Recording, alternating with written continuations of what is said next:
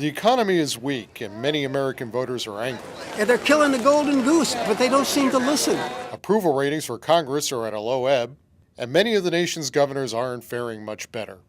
But a handful of their peers have somehow managed to find smooth sailing on these stormy political seas.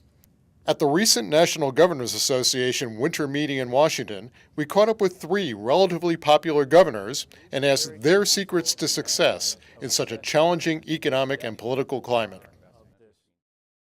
We've suffered job losses and we've suffered decreased state revenue as a result of activity. We've managed to offset a lot of that. I think the figures are something in the neighborhood of we've lost something like 27,000 jobs during this time, but we've actually gained 23,000.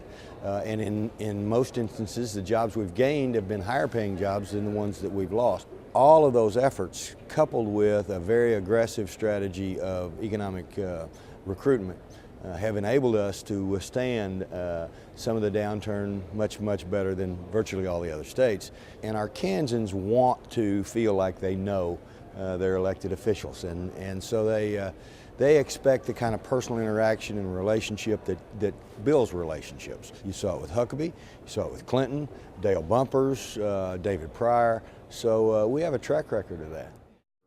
Well, obviously Alaska has been affected by the global recession. We've had companies that have pulled back their investment, which means there are fewer jobs. We've had small businesses strained because fewer tourists are coming north to Alaska, for example. So there are impacts that real people are feeling on the streets and in the villages of Alaska. The state is actually stepping up and taking on more of a role with building infrastructure, spending capital dollars now that the federal government has been stepping back. So there is a change that's occurred in the last 2 years. Compared nationally, as I talk with my colleagues, who are governors, I think Alaska has been spared some of the tremendous downturn that other states have. So, for example, one state has 15% unemployment. Alaska's unemployment rate's about 8.7%. Maintaining fiscal responsibility, making progress, and also protecting the gains that have made our state strong. That's been the real challenge. So we've had to, what's another way to say this? We've been playing a lot more defense than offense. We've had some big accomplishments, only state in the country to go 4 years in a row without any increase to college tuition. Named 2 years in a row now as the best public school system in America, and we've driven violent crime down to its lowest level since 1986.